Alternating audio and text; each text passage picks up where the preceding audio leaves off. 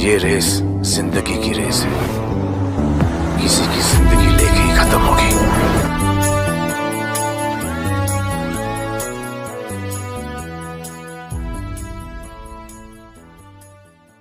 कई ऐसे चोर होते हैं जो या तो अनपढ़ होते हैं या सिर्फ खुद के शौक पूरे करने के लिए चोरी करते हैं। लेकिन हम ये कैसे भूल जाते हैं कि हम भी इस यूनिवर्स का हिस्सा है, जहाँ सच है तो झूठ भी है, जहाँ चोर है तो वहाँ सिपाही भी है। हमने कई बार सुना है एक चोर ने ऐसा किया वैसा किया, अपने खराब दिन की वजह से उसने चोरी की। लेकिन उसे आप क्या बोलोगे जिसने अच्छी खासी पढ़ाई की, एक अच्छी पोस्ट पर जॉब भी की, लेकिन बाद में चोर बन बैठा। हम बात कर रहे हैं एक ऐसे चोर की जिसने अपने पढ़े लिखे होने का फायदा उठाया है और सबको उल्लू बनाया है। उस चोर का नाम धनी राम मित्तल है और लोगों का ये कहना है कि अपनी 25 साल की उम्र से ही चोरी कर रहा है और इसे अपना पेशा भी बना लिया है। 1954 में इसे पहली बार पुलिस ने चोरी करते हुए पकड़ा था। फिलहाल इसकी एज 81 इयर्स की हो चुकी है, लेकिन अभी भी ये पुलिस के चंगुल से फरार है। मिडिल क्लास में जन्मा धनी राम का जन्म 1939 में भिवानी में हुआ था। रोहतक के कॉलेज में इंटर करने के बाद उसने रेलवे में नकली डॉक्यूमेंट्स बनाकर नौकरी पा ली थी। और हैरानी की बात यह है कि उसने 1968 से 1974 तक स्टेशन मास्टर के रूप में भी काम किया। 1964 में एक बार रोहतक में आरटीओ के ऑफिस में नकली ड्राइविंग लाइसेंस बनाने के आरोप में उसे गिरफ्तार किया गया था और इसी कारण पुलिस को अपनी जांच में पता चला कि वो कोई मामूली चोर नहीं बल्कि बहुत शातिर चोर है। यहाँ तक कि उसने झज्जर के एक कोर्ट में खुद को उसने मैजिस्ट्रेट बताया था। धनी राम मित्तल बचपन से ही पढ़ने में तेज था। उसने राजस्थान से LLB की पढ़ाई की, फिर बटोर मुनीम काम भी किया और साथ ही साथ उसने हैंडराइटिंग स्पेशलिस्ट की डिग्री हासिल की। इसी के साथ उसने ग्राफोलॉजी की भी डिग्री हासिल की थी। धनी राम ने रोहतक और दिल्ली में वकील की जॉब के लिए लोकल कोर्ट में भी प्रैक्टिस की थी। यहाँ तक कि उस वक्त उसने खुद को वकील और पुलिस वाला बताकर लोगों की काफी ज्यादा मदद की। धनी राम की कई ट्रांसपोर्ट अथॉरिटीज में भी जान पहचान थी और गाड़ी चोरी करने के बाद उसे कैसे और कहां बेचना था वो इस काम में माहिर था।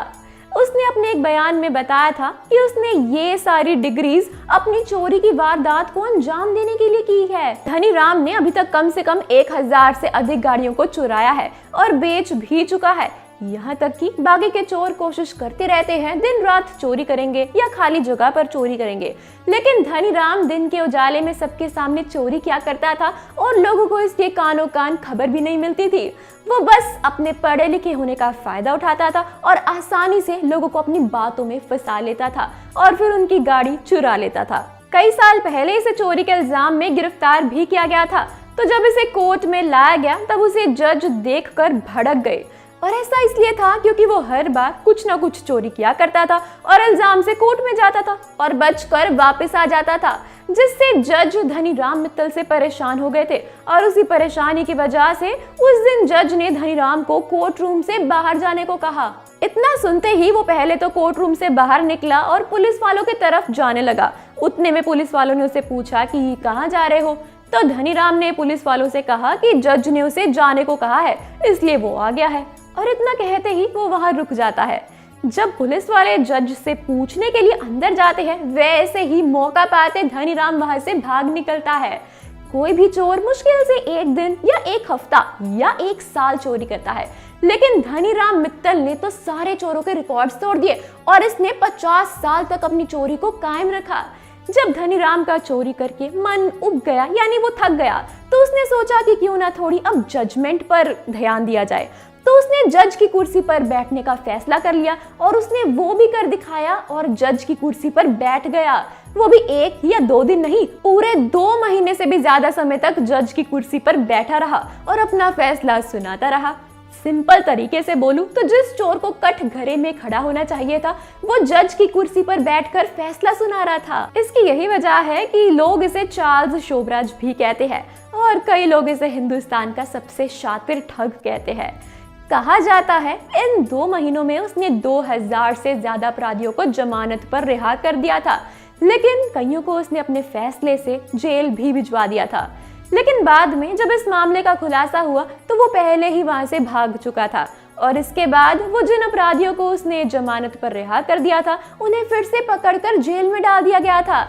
ये वाकई सोचने वाली बात है कि जहां लोग इतने बड़े बड़े डिग्री लेने के बाद अपने फ्यूचर को लेकर फोकस्ड हो जाते हैं, वहीं धनीराम मित्तल जैसे लोग सिर्फ पैसों की लालच में अपने पढ़े लिखे होने का यही सब कामों में इस्तेमाल करते हैं। अगर इस नजरिए से देखा जाए तो सिर्फ धनीराम मित्तल ही इकलौता चोर नहीं है जिसने ऐसा कुछ किया हो। वो सारे लोग इनके बराबर हैं जो गलत और अच्छे चीजों का भेदभाव जानते हुए भी गलत रास्ते को चुनते हैं। यहाँ तो फिर भी धनीराम मित्तल ने अपने बुढ़ापे तक चोरी की है और आज तक वो पुलिस के चंगुल से फरार है। 78 इयर्स के धनीराम को दिल्ली पुलिस की गाड़ी चोरी में 24 बार गिरफ्तार किया गया था। वो 4 मई को जेल से बाहर भाग आया था, जिसके बाद उसने शालीमार बाग इलाके से एक मारुति एस्टीम चुराई थी। धनीराम इससे पहले कई बार अलग अलग चोरी के मामले में 23 बार गिरफ्तार हो चुका था। लास्ट बार उसने 31 मार्च को चोरी की थी। ये इस बार भी पुलिस के चंगुल से निकल जाता अगर पुलिस वालों को सीसीटीवी फुटेज में ये नजर नहीं आता, जिसके बाद उसे पकड़ लिया गया था। तो ये भी एक स्टोरी हो सकती है आने वाली फिल्म धूम 4 में, जिसमें हमें कुछ ऐसा ही नजर आ सकता है, यानी कोई ऐसा ही चोर दिख सकता है। मेकर्स अभी धूम 4 की स्क्रिप्ट कंप्लीट कर रहे हैं, लेकिन उन्होंने पहले से ही अपनी कुछ कास्ट को फाइनल कर लिया है। मेकर्स का कहना है कि ये फिल्म 2024 तक रिलीज हो सकती है। तो दोस्तों, क्या कहना है आपका इस वीडियो के बारे में? हमें कमेंट्स में जरूर बताएं।